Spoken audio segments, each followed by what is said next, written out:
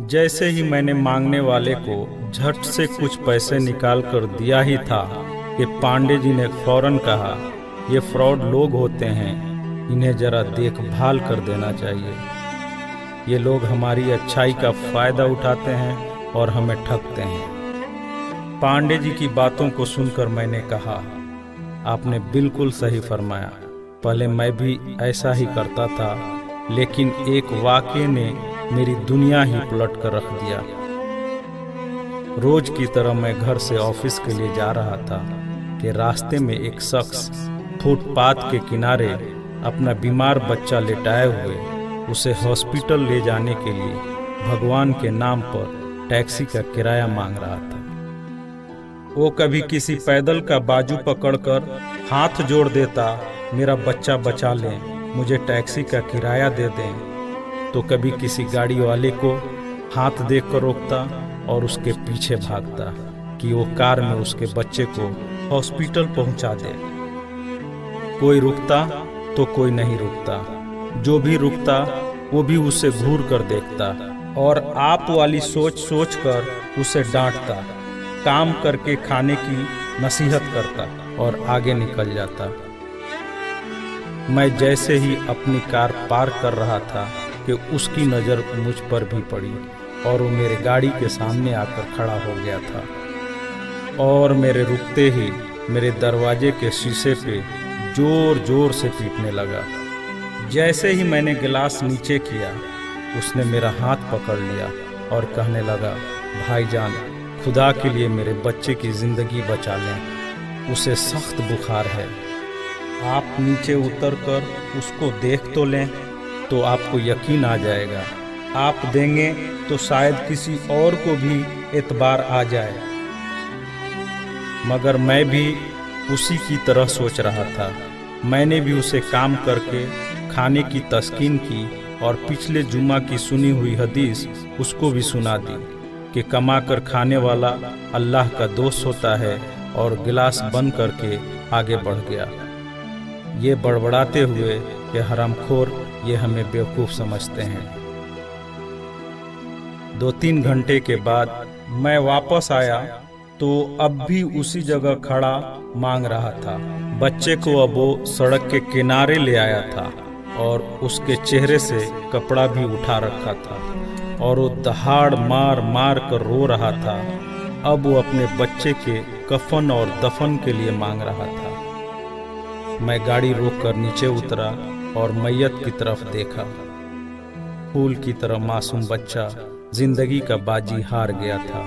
मेरे रोंगटे खड़े हो गए। मैंने जेब में जो कुछ भी था जेब से निकालकर बेगर देखे उसके तरफ फेंका। उससे पहले कि उसका बाप मुझे देखे, मैं उस तेजी से वहां से निकला मानो दुनिया की सारी बलाएं मेरे पीछे लग गई हों। मैं ऑफिस पहुंचा तो मेरा बुरा हाल था, ऐसा कि जैसे मुझे बुखार जकड़ने लगा हो। मेरा काम में मन नहीं लग रहा था। मैंने उस दिन की सारी मीटिंग को कैंसिल कर दिया। मैं भी उसी बच्चे की तरह एड़िया रगड़ रगड़ कर मरना चाहता था। 2-3 दिन के बाद बुखार को तो आराम आ गया, लेकिन मैं जहनी मरीज बन गया था। मुझे लगता था कि मेरी उसी सोच से वो बच्चा मर गया। कुछ दिन गुजरे, मैं ऑफिस में स्टाफ से बात कर रहा था। तब तक रिसेप्शन से आवाज़ आई, सर आपसे कोई मिलना चाहता है। मैंने पलट कर देखा, सामने उस मरे हुए बच्चे के बाप को देखकर मुझे चक्कर आ गया और मैं पत्थर का बुत बने उसे देख रहा था। तभी उसने अपने जेब में हाथ डालकर कुछ पैसे निकाले और मेरा शुक्रिया अदा करके कहने लगा कि आपके पैसे बड़ी बरकत वाले थे। शायद आपके खुलूस की बरकत थी कि मेरे बहुत सारे काम हो गए। सारे खर्चे के बाद कुछ पैसे बच गए और उनमें से कुछ पैसे मैंने उधार लेकर डाले हैं। ये आप कबूल कर लीजिए, बाकी मैं आपको जल्द ही वापस कर दूंगा। मैंने पैसे वापस लेने से सख्ती से इनकार कर दिया और मिन्नत करके उसे पैसे रखने को राज़ी कर लिया। और जैसे ही वो जाने लगा, मैंने उसे रोका और अपनी कंपनी में काम करने के लिए पूछा। वो ऐसे राजी हो गया जैसे उसे काम की ही तलाश थी और किसी ने उसके दिल की बात सुन ली हो। वो बहुत खुश हुआ और अगले ही दिन से मेरी कंपनी में बतौर वॉचमैन काम करने लगा। पांडे जी, मैं आपको उससे मिलवाऊंगा, लेकिन वो कार वाला किस्से का जिक्र उससे मत करना। उसने आज तक नहीं पहचाना कि उसने मेरा भी कार रोककर मुझसे मदद मांगी थी।